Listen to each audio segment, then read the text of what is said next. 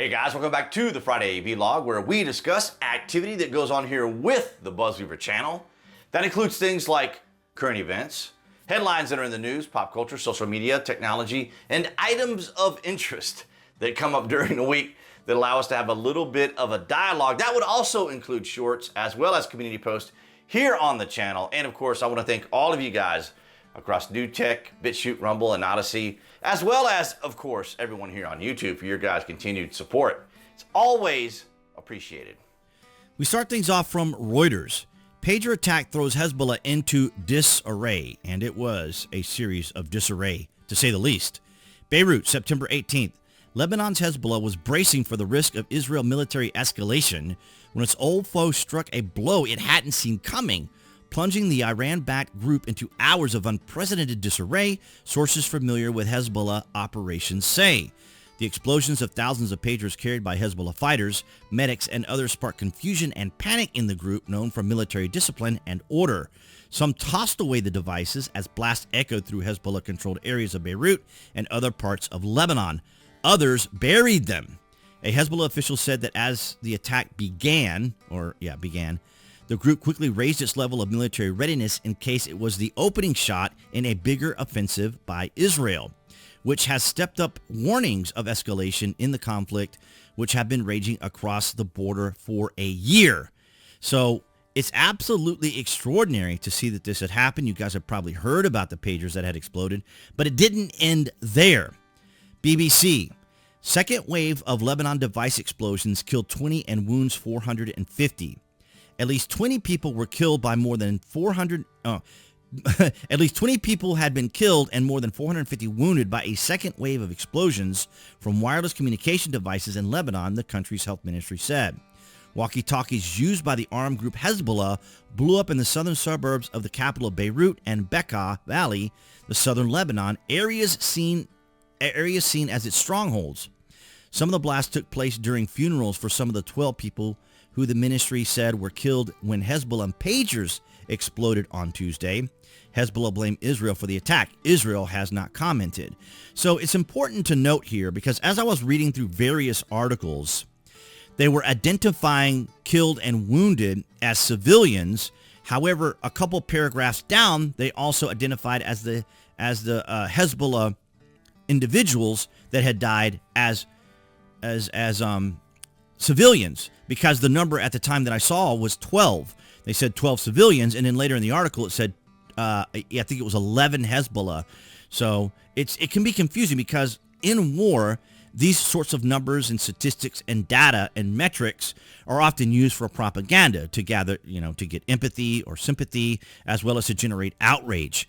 So the numbers and information can be confusing when we're trying to learn the amount of wounded or injured during this, but suffices to say, it is rather extraordinary. The sophistication level of what was done here is absolutely extraordinary.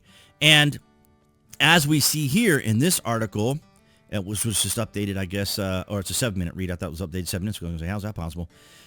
From Wednesday, Israel behind deadly pager explosions that targeted Hezbollah and injured thousands in Lebanon. So it wasn't a particular mystery as to who was behind this, but it is fascinating how quickly the information is changing. Because in real time, as I was doing this video for like the fourth take, information was changing. And so when I would pull up an ad or article, it would change. And then when I would pull up a Google search, that would also change, because I wanted to do a Google search on who made the pagers. Now, yesterday and earlier today, it worked. And then as I was putting the video together, it stopped working. So what we do know from what I saw and read before Google changed all the information was that the pagers themselves were made in Taiwan, but they were sent to a company in Budapest. Or Hungary, right? Budapest, Hungary.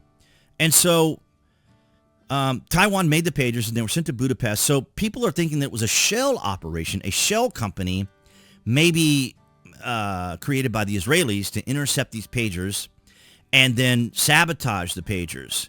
But we don't know about the walkie-talkies either. And when you try to look for this information through Google, you simply can't find it, which is not surprising. It's Google.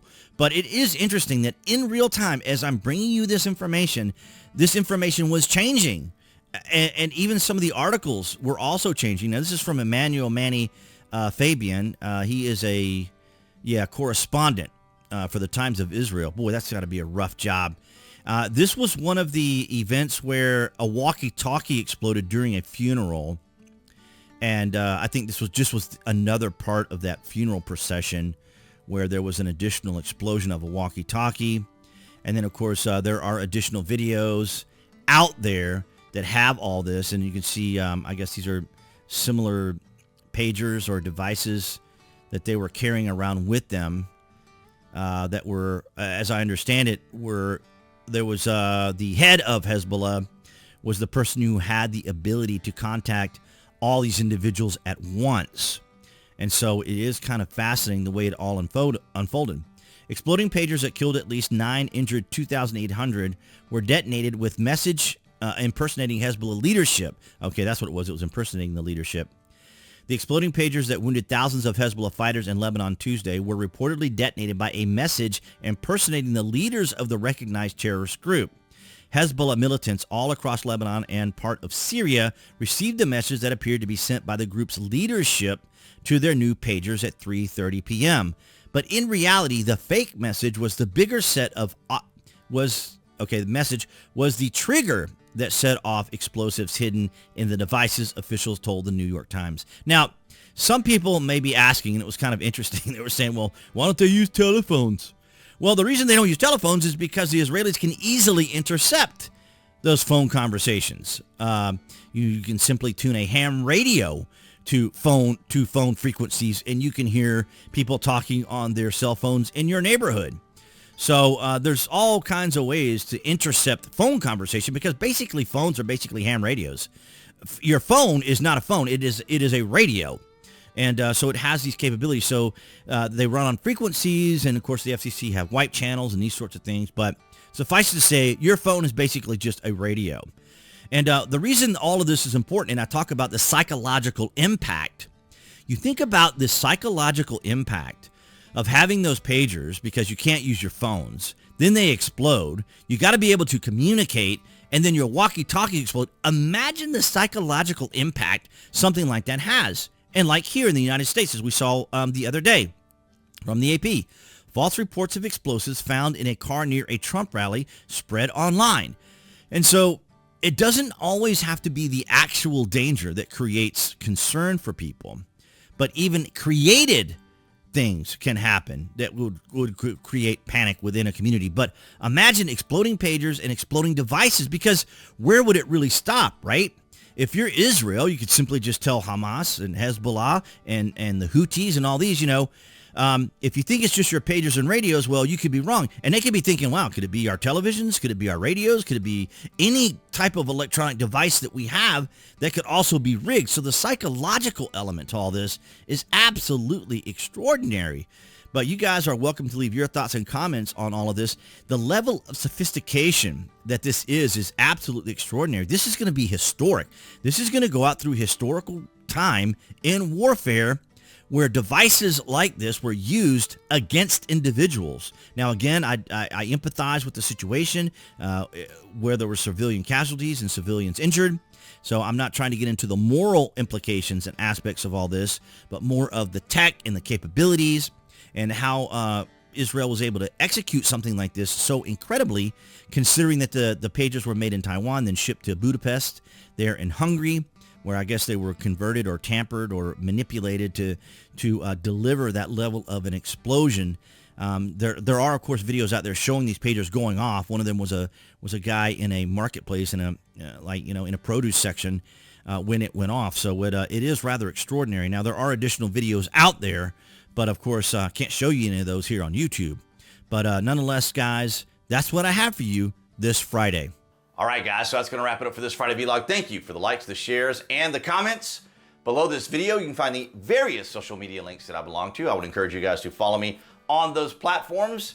If you are an Amazon Prime member or order frequently from Amazon, my landing page links are down below. You guys can use those to help out the channel. But of course, your likes, your shares, and your comments also help out the channel. I just finished out a survey with YouTube, kind of expressing my ideas and thoughts. We'll see how well that goes. But nonetheless, things are starting to kind of pick up a little bit better for the channel. But it is a very interesting time that we're in. As you guys know, as we have covered here on the BuzWeaver channel, 2024 is going to be a wild year, and we still have 2 months left until the election. My goodness. But thank you guys for your continued support. And of course, appearing there on the screen, that would be the channel icon. You guys can click on that to subscribe, as well as to select notification. That way you know when there's content here on the channel. And I'll see all you guys in the next Friday vlog there behind that Galaxy phone camera next week.